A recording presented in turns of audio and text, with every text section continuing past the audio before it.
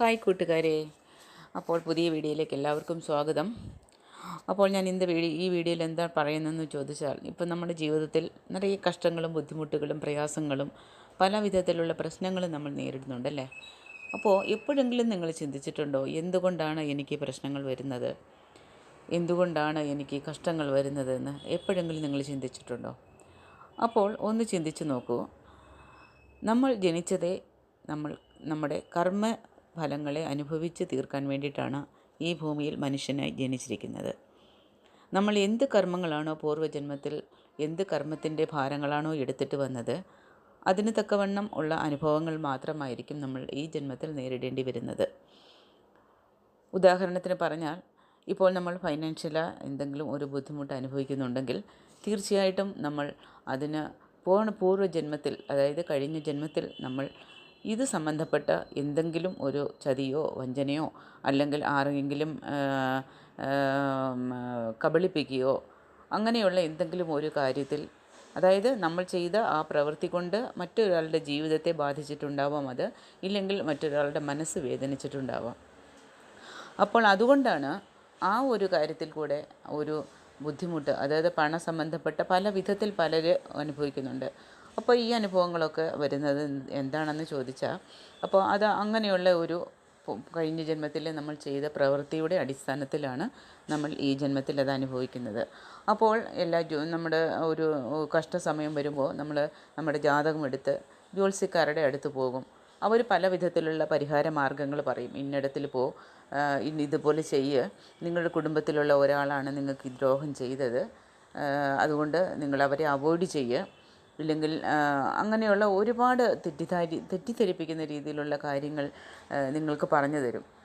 പക്ഷേ യഥാർത്ഥത്തിൽ ഈ ജ്യോതിഷക്കാർ ചെയ്യേണ്ട വിഷയം എന്താണെന്ന് ചോദിച്ചാൽ, അതിന് അങ്ങനെ ജ്യോതിഷക്കാരെ കാണാൻ പോകുന്നതിന് മുമ്പ് തന്നെ നമ്മളൊരു തിരിച്ചറിവിൻ്റെ ഒരു പാതയിലേക്ക് പോകണം. എന്താണെന്ന് ചോദിച്ചാൽ, ഇതെന്തുകൊണ്ടാണ് ഞാൻ ഈ കഷ്ടങ്ങൾ അനുഭവിക്കുന്നതിന് ആർക്കും അതിനൊരു പരിഹാരം കണ്ടുപിടിച്ച് തരാൻ പറ്റില്ല. അത് ആദ്യം നിങ്ങളത് ബോധപൂർവം നിങ്ങളത് മനസ്സിലാക്കണം. ഇപ്പോൾ എനിക്ക് ഈ അനുഭവിക്കുന്ന കഷ്ടം എൻ്റെ ജാതകം നോക്കിയാലോ അല്ലെങ്കിൽ എന്തെങ്കിലും ഒരു പരിഹാരം ചെയ്താലോ എനിക്കിത് മാറ്റാൻ പറ്റില്ല. ഇത് എൻ്റെ പൂർവ്വജന്മ കർമ്മഫലമാണ്. ഇത് ഞാൻ അനുഭവിച്ച് തന്നെ ഈ ഭൂമിയിൽ നിന്ന് പോകാൻ പറ്റുകയുള്ളൂ എന്നുള്ള ഒരു അടിയുറച്ച വിശ്വാസം ആദ്യം ഉണ്ടാവണം. പിന്നീട് ജ്യോത്സ്യക്കാരോ ജ്യോതിഷമോ ഇല്ലെങ്കിൽ ഈ പരിഹാരങ്ങളോ ഒന്നും ഒരു കബളിപ്പിക്കുന്ന ഒരു കാര്യമേ അല്ല. അതിനകത്തെല്ലാം പരിപൂർണമായ സത്യം ഉൾക്കൊണ്ട ഒരു കാര്യങ്ങളാണ് ഈ ജ്യോതിഷം എന്ന് പറയുന്നത്. അത് പക്ഷേ പൈസയ്ക്ക് വേണ്ടിയിട്ട്, പണത്തിന് വേണ്ടിയിട്ട് പല ജ്യോതിഷക്കാരങ്ങളും അത് ഒരു തെറ്റായ രീതിയിലാണ് മക്കളെ പറഞ്ഞ് ബോധിപ്പിക്കുന്നത്. ഏതെങ്കിലും ഒരു വിധത്തിൽ എൻ്റെ ഈ കഷ്ടങ്ങളിൽ നിന്നും എനിക്ക് വെളി വന്നാൽ മതി എന്നിട്ടുള്ള ഒരു ചിന്തയുള്ളവർ മാത്രമാണ് ഇങ്ങനെയുള്ള കബളിപ്പിക്കുന്ന ജ്യോതിഷക്കാരുടെ അടുത്ത് പോയി പരിഹാരം കാണുന്നത്. അതിനു പകരം നിങ്ങൾ ഒന്ന് മാത്രം ചെയ്യുക, നിങ്ങൾ ഇപ്പോൾ ഈ അനുഭവിച്ചുകൊണ്ടിരിക്കുന്ന കഷ്ടങ്ങളെ അക്സെപ്റ്റ് ചെയ്യുക.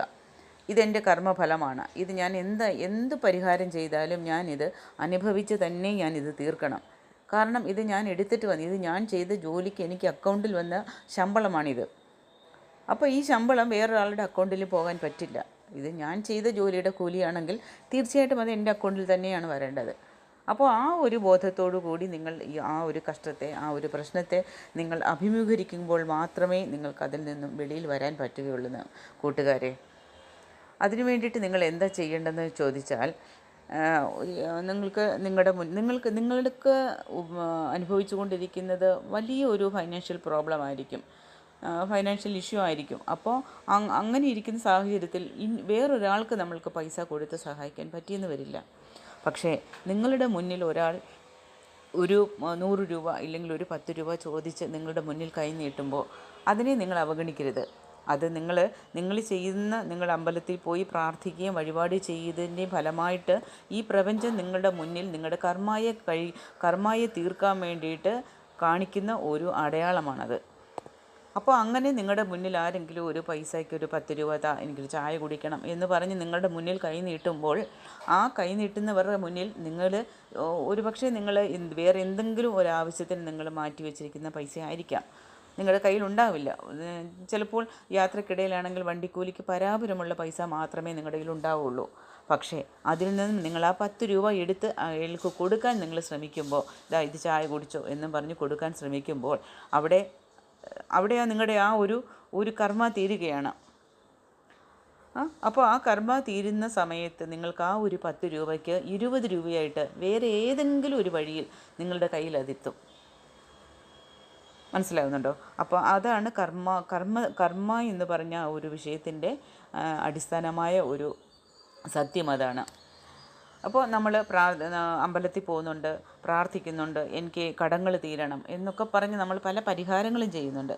അപ്പോൾ ഈ പരിഹാരങ്ങളൊക്കെ നമ്മൾ അമ്പലത്തിൽ പോയി ചെയ്യുമ്പോൾ അവിടെ ശരി, നിൻ്റെ കർമ്മ ഇങ്ങനെ ഉണ്ട്, നീ ഇതനുഭവിച്ചേ പറ്റുള്ളൂ ഈ കഷ്ടം. അപ്പോൾ പെട്ടെന്നൊന്നും നിനക്കിതൊന്നും വെളി വരാൻ പറ്റില്ല. അപ്പോൾ നീ എന്ത് ചെയ്യണം? നിനക്ക് ഞാൻ ഈ ഒരു സിഗ്നൽ തരാം. നീ ആ സിഗ്നൽ മനസ്സിലാക്കി നീ പ്രവർത്തിക്കുക. അല്ലാതെ നിനക്ക് ഞാൻ കുറച്ച് പണം തന്ന് സഹായിക്കാം എന്ന് പറഞ്ഞ് ദൈവം നമ്മുടെ മുന്നിലോട്ട് വരില്ല കൂട്ടുകാരെ. അപ്പോൾ നമ്മളാണത് നമ്മുടെ ഓരോ സാഹചര്യം, നമ്മുടെ ഓരോ ഓരോ ദിവസങ്ങളിലും നമ്മൾ അഭിമുഖീകരിക്കുന്ന സന്ദർഭങ്ങൾ, നമ്മൾ കണ്ടുമുട്ടുന്ന ആൾക്കാർ, ഇവരെല്ലാവരും നമ്മുടെ കർമ്മയെ തീർത്തു തരാൻ വേണ്ടിയിട്ട് പ്രപഞ്ചം ഒരുക്കുന്ന ഓരോ അടയാളങ്ങളാണ്. അത് നമ്മൾ മനസ്സിലാക്കണം. ആ സിംറ്റം നമ്മൾ മനസ്സിലാക്കണം. അപ്പോൾ നമ്മൾ ഒരു പരിഹാരം ചെയ്യുമ്പോൾ ആ പരിഹാരത്തിൻ്റെ സത്യം എന്താണ് ഇന്ന് മനസ്സിലാക്കി നമ്മളത് ചെയ്യുമ്പോൾ മാത്രമേ ഈ പ്രപഞ്ചം നമ്മുടെ മുന്നിൽ കാട്ടിത്തരുന്ന ഒവ്വൊരു സന്ദർഭങ്ങളെയും അതിനെ വേണ്ട വിധത്തിൽ നമ്മളത് ഉപയോഗിച്ചെങ്കിൽ മാത്രമേ നമ്മൾക്ക് ആ കർമ്മത്തിൽ നിന്നും വെളിയിൽ വരാൻ പറ്റുകയുള്ളൂ കൂട്ടുകാരെ. അപ്പോൾ നമുക്ക് ഇതിനെപ്പറ്റി വിശദമായ അടുത്ത വീഡിയോകളിൽ കാണാം. അതുവരേക്കും നന്ദി, വണക്കം. എല്ലാവരും ചാനൽ സബ്സ്ക്രൈബ് ചെയ്യണം കേട്ടോ. നിറയെ കാര്യങ്ങൾ നമുക്ക് സംസാരിക്കാം. ഓക്കെ കൂട്ടുകാരെ.